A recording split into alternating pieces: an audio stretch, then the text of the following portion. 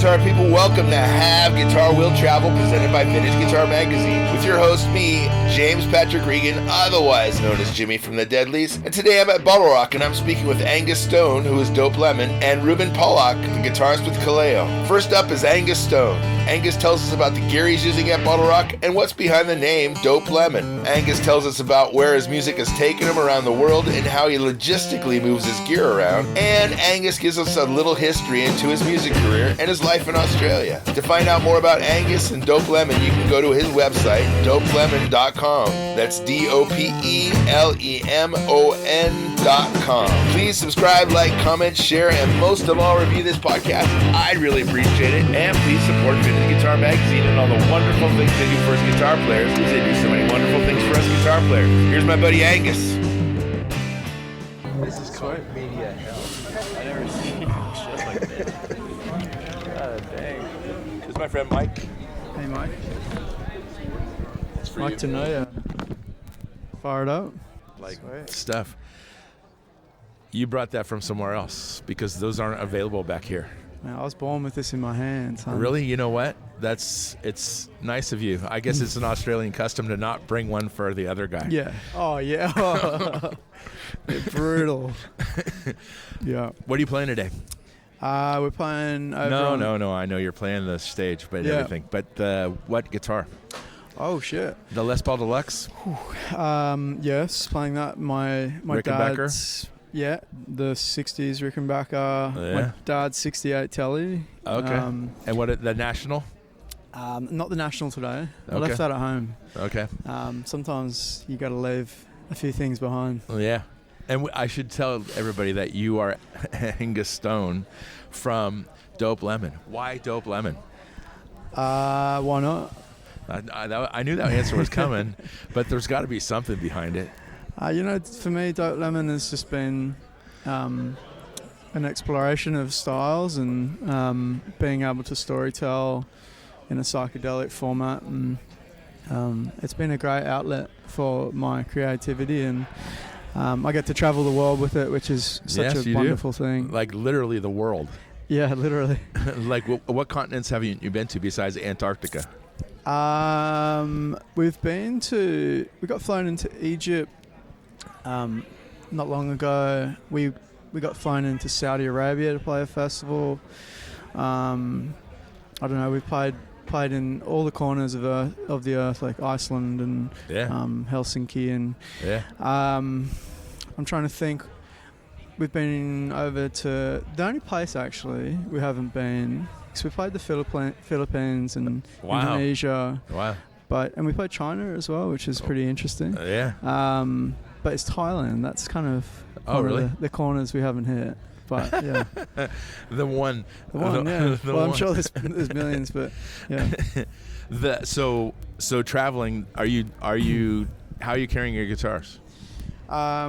We have vaults. So generally, to a vault, you have 3 guitars. So it's just like a big box. Yeah, a big anvil, sort of. Or is it aluminum? Is it? Yep. Yeah. Yeah, and they travel in a semi with us. So we have a tour bus which sleeps 14. But like, how do you get them to these different countries? Oh, we freight. So if the timing's right, wow, we'll either ship or we'll charter our own freight. Damn. Yeah, it's. I think that's it, getting into more not the mystical side, but the logistics of it all is quite. That's what my listeners want to listen to is the logistics. Well, yeah. I mean, I think that's probably what's making it so damning for artists to travel as a band. Sure. Tell your kids to be DJs. It's going to be a lot more profitable. Are you? What about amps? Are you bringing your amps with you? Yeah, I just run a deluxe. Okay. Between. Is it backline or is it yours? That's backline. Yeah. Back home, I have a Vibrolux 63 or something crazy. My dad's friend. He was such a beautiful human. He passed away recently, and sorry to hear that. And he came to my studio before he knew it was he was arriving to the end, and played him some music, and then he dropped the amp off and he said, "Wow, enjoy." Oh my God, yeah, that's fantastic. And what's your guitar collection look like at home? Kind of looks like a vault of assault rifles. You open it up and you've got all your weaponry all stacked and lit well. But yeah, I don't know. It's growing, and we've been traveling for 20 years. So wow. Whenever I'm in Chicago or Nashville or any of those, those hot spots, Toronto, yeah. Generally try and pick something up, at least one thing per tour, yeah. Yeah, right on. Yeah. And so, when was the first time you played a festival? 2007? For dope? No, for just you're in your musical path. Last time we played a festival? Yeah. No, the first time you played a festival. The first time we played a festival. Oh, okay. Jeez. We was young. I probably played my first festival when I was 18. Wow. We won a busking competition in Sydney. Oh, wow. And we got the People's Choice Award. Wow. And it's when the crowd claps the loudest or whatever. Yeah, of course. And that accolade, whatever, reward was to be able to play at Pete's Ridge Festival in Sydney, which was a big deal back in the day. Sure, it was a strong community of great musicians, so yeah. Yeah, right on. That was probably the first one. And do you always do interviews like right before you have to play? It depends. Yeah. I think in my life, it's very distracting, everything that's going on. No, it's fine. As you go along, you become more relaxed with things. Yeah. In the past, a lot of this could be quite overwhelming. Yeah. When you're younger. And now it's sort of changed a bit. You sort of just move with the flow. And, you alluded to it, but are you carrying your band? Yeah, You're they're all carrying here. the whole band? Yeah. Wow. There's about 14 men on the bus. Wow. Yeah. Oh my God. Yeah. I hope it's a big bus. Yeah. So there's a cinema room at the back. There's a little bar and stuff at the front with the kitchen and 14 bunks. 14 bunks. Is it 14 bunks or is it 16 bunks? 14. 1, 2, 3, 6, 9. Oh, it's 16. Yeah. You're right. It is 16. So actually, you know what? I think we've got 16 heads with us. Wow. I was thinking. And you're sleeping in a bunk with everybody else? Yeah, I got a bunk up the back. Oh my God. Yeah. Do you sleep in it, or do you guys get to stay in hotels or no? Yeah, so we do day rooms. Okay. So but it's only if you really need it. Yeah. Most of the time, the bus is quite nice. You've got your own little, watch the movies and hang out. Yeah. And so what's your tour look like? I looked at your tour schedule, so I have an idea, but what does it look like? Are you playing tomorrow in Los Angeles? Yep. Wow. Yep. And then it's just like, it's not every day, but it's like every other day? Yeah, so generally you'll do 3 shows on, 1 day off. Wow. But it's not a day off, it's a travel day. Yeah. So you'll be traveling to the next city. You'll have that night off, maybe. Yeah. And then you'll do maybe 2 on, 1 off. Yeah. 3 on, 1 off. Wow. 4 on, 1 off. And you'll do that for 3 months. Yeah. Yeah. Jeez. Yeah. And how many days a year are you touring? Generally, it'll be 6 months of the year. Okay. And then you'll take a month off in between the months. Yeah. If that makes sense. Yeah. Yeah. Wow. And so, like on your when you do have time off, like what do you do? Guitar shop or no? Man, music sort of takes the back seat when I go home. I get out on the boat. I got a marlin fishing vessel. We go offshore and we just enjoy the river systems. Sure. And just being amongst the Almighty. But yeah. Yeah. And did you grow up fishing? Yeah, grew up fishing. We grew up in a little fishing village, surf village. And yeah, that was just everything. Yeah. So. And you surf? Yeah, I grew up surfing. I surfed in the competitively for a bit. Oh, right. And then music sort of took over. And Yeah. But I love surfing. Your pedal chain, do you carry a large pedal board? Yeah, you kind of downsize for. In Australia, you have your studio rig. Mm-hmm. For the world, you have something that's a bit more compact. I run like a T-Rex delay pedal with Holy Grail. It's pretty basic, like a vintage Ibanez tube screamer, I think, and then just some trim. You know, it is pretty basic. Yeah. Oh, I've got the what's that? Oh, I forget. But yeah, Everything's off the shelf, basically? Yeah, it's off the shelf. There was a few custom, but all that stuff sort of lives at home from the travel. Yeah. War Pig. And did you wired your pedal board yourself, or did you have somebody do it? Have for someone do that, yeah. Who'd you have do it? My guitar tech. Oh, okay. Yeah. And when you do guitar work, when you have your guitars worked on, who do you have do it? There's different people in Australia. Do you know? Yeah, you know, I do.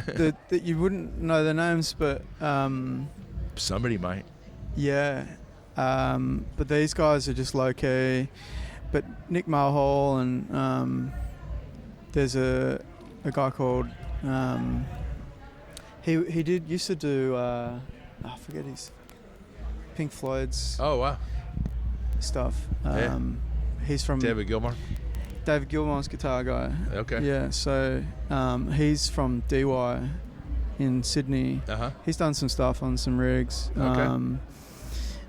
He was Dad's friend, actually. Okay. Dad introduced him to me, and we were super young. Yeah. And I never, Dad was a wedding singer, and he was just a part of the music community. Sure. Both your parents were singers, right? Yeah. Yeah. Yeah. So he knew some cool cats, and I think that's how we sort of eventually became to doing what we are. Yeah. Right on. Okay. Sam's hovering. Cool. Thanks for your time. Thanks, I brother. appreciate it. Yeah. You're a legend. Best at break a leg. Appreciate it. Yeah. Bye. Thanks, dude. Yeah, of course. That's nice. Oh. Next up is Rubin Pollock, guitarist with KALEO. Rubin tells us about the significance of the name KALEO and gives us a little history of the band that was originally from Iceland, and also tells us about another member of the band, Thor, who also was brought up with Sterling Drake in episode 178 of this podcast. Rubin tells us about his gear on tour and what he has at home in Iceland, and he also tells us about guitar shopping while on the road, and Rubin tells us about a special guitar made by Pete Turner for the singer of the band, JJ. Rubin talks about the use of click tracks and music tracks by other bands he sees while playing at festivals. And finally, Rubin explains who he's listening to and who he watches on YouTube. To find out more about Rubin and KALEO, go to their website, officialkaleo.com. That's OFFICIALKALEO.com. Please subscribe, like, comment, share, and most of all, review this podcast. I'd really appreciate it. And please support Vintage Guitar Magazine and all the wonderful things they do for us guitar players. Because you know what? They do so many wonderful things for us guitar players. Here's my buddy Rubin. All right. Hi, Rubin. Hey, how's it going? What's your name? James. James. Yeah. Nice to meet you, James. I like your nail polish. That's cool. That's their guitar picks. Oh, no way. Well, I mean, it's acrylic nails. Oh, shit. For playing guitar. Oh, yeah, of course. Yeah. So, you're from Iceland. I am from Iceland. Why the Hawaiian name of the band? Ah, that's a fantastic question. No, it's not. Let me ask figure you. Everybody wait, asks the you drummer that is right here, and he found the name. I'm gonna ask him if I can tell the actual I think story. He split. Oh, he split. Oh, okay. The actual story is pretty good, but I can't tell it without his permission. But he found the name. It's the voice. The voice, yes, the sound. He was googling names for a specific reason, but he found this name and suggested it at a band practice, and it kind of stuck. Were you in the band at the time, or? Yes. Very Yeah. good. So, did you know these guys early on? Yeah, so the three of them, David, Danny, and JJ, bass, drums, and guitar and vocals. Yeah. They grew up together in high school in a small town just outside of Reykjavik. Okay. And I got to know them when I was around 19 or 20 years old. Okay. And that's when we formed the band KALEO. Okay. All right. Yeah. And is there a guy named Thor that's involved in this too? Yes. His actual name is Þorleifur Gaukur Davíðsson, or Thor Davidson as they call him in the US. Can you say it slowly? Thorleifur Gaukur Davíðsson. Okay. But yes, Thor Davidson. He plays harmonica, pedal steel, mandolin. Does he produce the band as well? He doesn't produce it. He is a producer though. Yes. He's been producing some records in Nashville. And, but he plays sessions for us, and then he tours with the band. And he has felt like a member of the band for years now. Is he playing today? He is playing with us today. Yes. Oh, right on. Oh, Yeah. great. We never go anywhere without him. Oh, that's fantastic. Except, what about Sterling Drake? Yes, Sterling Drake is a guy from Montana who is a fantastic songwriter and singer. But isn't Thor playing with Yes, Sterling as well? When he's not touring with us, he's usually touring with him. Ah, gotcha. So he's busy all the time, man. Yeah, he never stops. And do you guys bring full gear when you're touring on this tour right now? Yeah. We have a truck with all the gear in it, with guitar boats and the lighting rigs and the monitor mixers and front of house stuff. And so what's your guitar rig look like? Do you have the Hummingbird? No, the Hummingbird. That's a funny thing. We bought that in Iceland in the year 2013. Okay. We put all the money we had in the band fund at the time. This was before ever going to the US. And is that the drummer right there? That's the drummer. But you already told the story. Yeah. Now you don't need permission. We'll let that go. Yeah, we bought the Hummingbird in 2013. It was a new Hummingbird, like a reissue. Yeah. And we spent all the band money on it and loved the guitar. Yeah. To find out a few years later when we came to Nashville and went to vintage guitar shops that... Like Grunes and Carters? Grunes and Carters. That it actually isn't that great. No, it has grown to be a good guitar through the years. Sure, of course. It is way better now than it was in 2013. Yeah. And what about the Les Paul? You're playing the Les Paul today? Yes, the Les Paul was it's a 2007 standard faded. This is like a guitar geek interview, right? Yeah. We can geek out about things. You can geek out as much as you want. 2007 standard faded Les Paul. Gorgeous. So it's got, thank you. It's got a chambered, chambered body, so it's pretty light. So it's much lighter. Yeah, and I bought that used in Iceland as well, and it was kind of the first serious electric guitar that I bought. Okay. I had some crappy. I had a Godin radiator before that. Yeah. It looks cool though. Yeah, of course. It doesn't play great, but a Fernandez Stratocaster copy. Of course. Just like Kirk Hammett. Yeah. Oh, does he play Fernandez? That's what he started with, was Fernandez Strat. Oh, cool. The Les Paul was like the first serious guitar I bought. Okay. And I still have it, and I still play it, and it's a wonderful guitar. Yeah, right on. And so what else is in the guitar boat? There is another thin line Telecaster, maybe. That used to be there. It's at home now. Okay. It's not on the road right now. There is a '67 Mustang. Okay. Which is now one of my most used guitars. I really love that thing. Yeah. I got that at Chicago Music Exchange. Right on. For like $1,300, and it's one of the cheapest guitars I have, but it's one of the best ones. Yeah. There's a Gibson ES345 from '67 as well, I think. Wow. And I love that guitar because it has that out of phase feature which you put on the middle pickup, and I really like to use that a lot.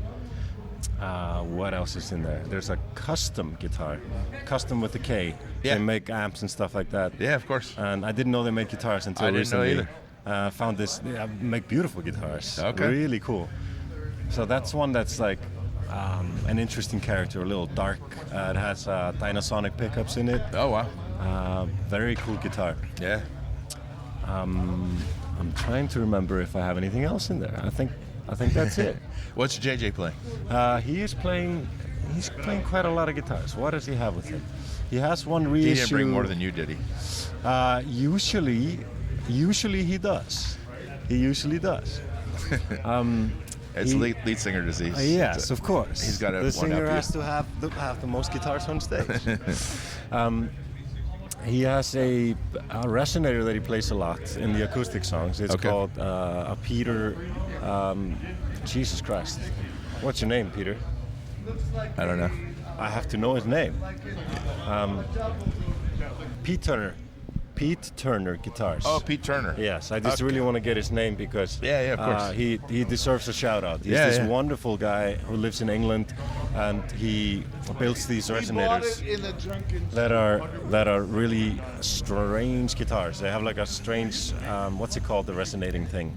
Oh, resonator. Yeah, it's thank you. The actual resonator. The actual resonator. I've seen this guitar. Yes. Yeah. It's a weird looking one. Yeah, it is. And it sounds very different from other resonators. And yeah, he's just a wonderful guy who is great at building guitars. Sure. And he started a relationship with JJ in 2013 when we were recording our first album. And he's been using them ever since. So that's one. He uses a SG reissue, 3 pickups. Oh wow, SG custom. 3 humbuckers. I think it's like what is it a reissue for? Like a probably the Les Paul. Les Paul, that's right. The SG Les Paul confusion. Yeah. What else does he have? He uses the Hummingbird now. Oh, he does. Which I think sounds great. Yeah. After 12 years of fermenting. Yeah. Oh, you know what? That's very true. That they once those not so great Gibson acoustics. Yeah. Once the finish starts to crack. Yeah. Then they all really start to open up. Yeah. And if you have somebody work on them to set them up correctly, then eventually they become nice sounding guitars. Yeah, and it's beautiful to be able to go through the process with the guitar. Yeah. Of being new and sounding not so great to actually sounding great. Yeah.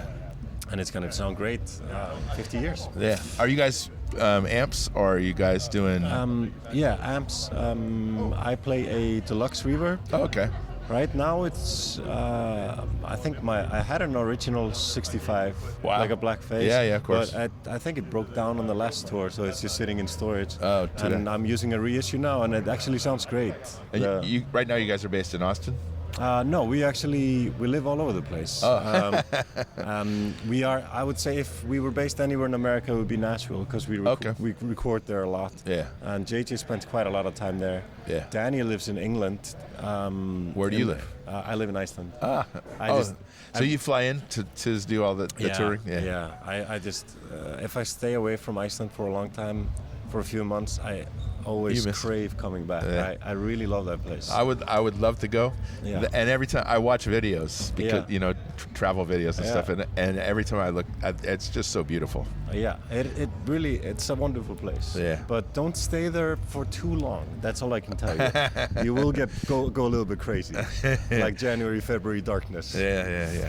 And so what's in between the amp and the guitar? What are you using as far as pedals? I am using for like reverb and delay, just the good old Strymons, the El Capistan and the Flint, and they are like the staples of my pedal board. Like it's just, everything's off the shelf. You're on your pedal board? No, there are some off the shelf. You mean you can find it in a store? Yeah.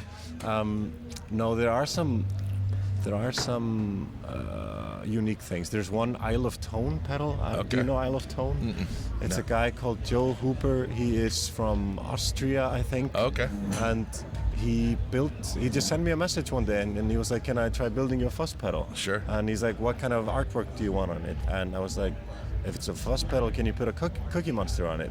And so he did like a beautiful Cookie Monster artwork on the pedal, and the pedal sounds fabulous. Okay, great. And I had no idea, but these are like really, really expensive pedals. Oh, like wow. Apparently they were really hyped up on reverb and stuff like that. Yeah. So he was like, yeah, these go for like 3,000 euros or something. Wow. I was like, Jesus Christ. Yeah. But it actually sounds amazing. Okay, good. It's not just the hype. Yeah. And then I have a little like Crybaby there and like Octafuzz from Full Tone, which is just really solid and nice, and Chase Bliss Drive EQ thing, Sure, with all the faders on it. Yeah. And then, a really nice one, an MPEG Sub Blaster, an old one. Okay. They are the best octave pedals I've ever tried in my life. Wow. Like, they destroy anything else out there, because they actually sound natural, not like a digital octave. By MPEG. Yeah, by MPEG, but wow. you have to get the old one. They're big chunky boxes. Yeah. Wow. And what do you got at home? What do you have? Usually, this is just my pedal board, and I'll just travel with it in a small pedal board case, like a side bag. And I have like a collection of pedals at home as well. Do you have guitars at home? Yeah. Let me try to remember what I have. Just the highlights. Yes. Okay. Here's one I've been playing a whole bunch. It's from Old Style Guitar Shop, like a baritone flat wound guitar with a rubber bridge on it. Oh yeah, of course. Oh, and man, it sounds amazing. I can play that thing all day. Yeah. I just got a resonator, like a 28 National resonator with a Bakelite neck. Like 1928? Yes. Wow. And it's all rusty, and it's actually backstage. You should see that thing. It's really cool. Joel's hovering, so okay. Okay. Hey, we're talking about guitars. We're gonna be here all day. Are you okay? I need to go over to the stage. No, go. Yeah. I'll find my way. And and foods, caterers and artists up all day for grab and go. Yeah, So that's sweet. plenty. Okay. Yeah, you guys have fun. Okay. Yes, we're on a great Thank time. you. Hey, if you're not back in an hour now, Yeah. Come and check on me. you know our stage is right here if you want to check out the setup. All right. Later.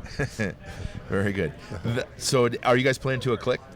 No. No? Never, and I hope that we will Keep it that way. Never ever do it. Yeah. I really appreciate the fact that we don't.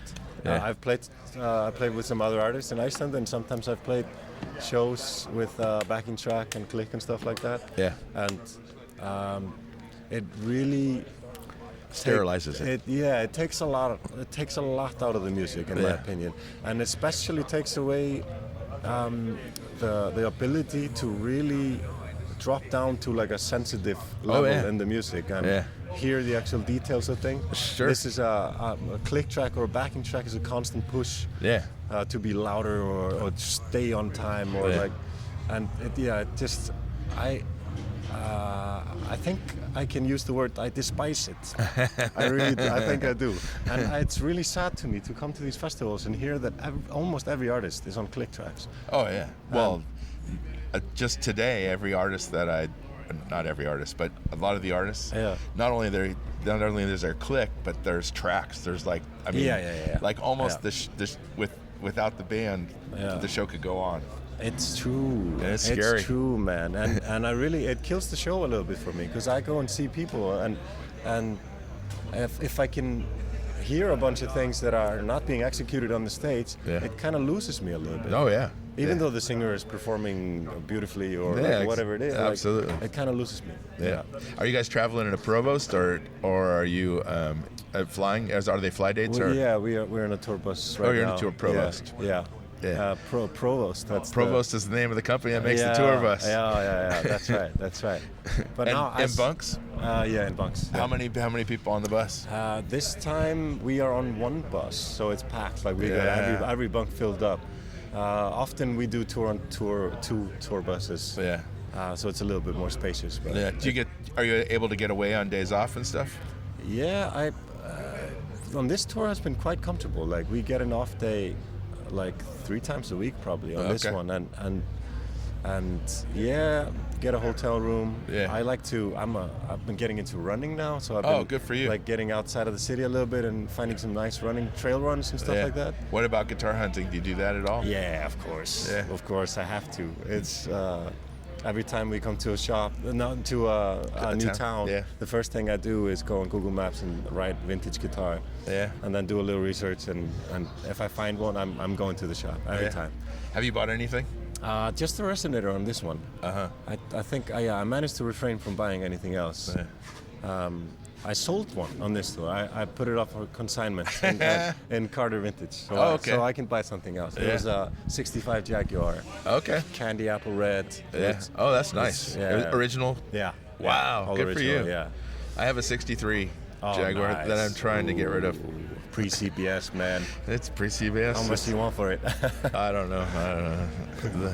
we'll text later. Yeah. And as far as the amps at home, what do you got as far as amps at home? My favorite amp these days is a Gibson GA20 Yeah. that I bought in Rivington Guitars, New York, right before a flight. And took it on carry-on, took it home. Wow. And it's all I play at home now. Okay. I really love that amp. And all right, so you mentioned you're playing with other artists at home, Yeah. and how often do you do that? It depends on how much I am at home. Like,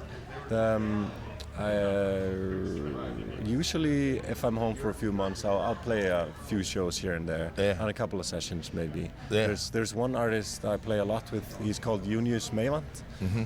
He's also a super guitar pervert, man. Okay. Like, he's way beyond. Okay. Like, he gets in trouble with his wife all the time. He's trying to hide his sickness and and. Are there guitar shops in Iceland? No. No. Where do you go when you? Well, we buy from each other, like the guys Okay. who are actually Yeah. Doing the hunting Sure, outside sure. of the country. We buy from each other, or we'll just, when we go on the road or something, we'll try Yeah. to pick something up Yeah. and Yeah. trying to bring more to the Icelandic community of guitars. Yeah. And are there guitar players that you listen to like recently that you like?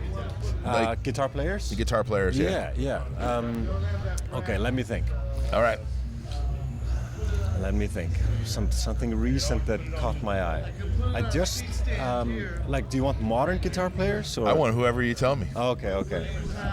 I started listening to Johnny Smith recently. Sure. Like, for the first time I heard him. Yeah. Because I heard a track called Moonlight in Vermont. Yeah, of course. And he's doing all these voicings, like, it sounds like a pedal steel almost. It sounds like a C6 tuning or something. Yeah. And been picking up his stuff and like trying to figure out all these stretches and stuff like that, and it really brings so much color to the chords. And Yeah. that fascinated me a Yeah. lot. They make a Johnny Smith model, you know. That's right. I also I saw that in Carter Vintage the last Yeah. time I was there. I was like, They're not "Ooh." cheap. No, they're pretty damn expensive. Yeah. Yeah, I don't think I'll buy one of those. Something else. But something else that caught my eye recently. Something interesting is McGee, for example. Have you heard him? Okay, he's doing these weird guitar sounds through a Tascam Porta Studio with like gated reverb on it. Wow. And that's like a really modern sound, and he's inventing something new. That's fascinating me a lot. This comes slowly. It's usually after the interview I'm like, oh, why didn't I talk about this guy? Are there guys in Nashville that you go and see? There's JD Simo. Oh, of course, JD. Yeah, he's a crazy, Yeah, he's crazy insane. man. Yeah. So damn good. And he'll be playing at a bowling alley. Yes, I saw him at a bowling alley. Yeah. I saw him at the bowling alley. Boardwalk Bowl. Yeah, that was the first time I saw him. I was like, oh my god. Yeah. He's really good. I think he bought a guitar of mine from Carter Vintage. Oh, did he really? A Harmony Stratotone. Oh, right on. And then I saw on Rich Hinman's, do you know Rich Hinman? He's a fantastic guitarist as well.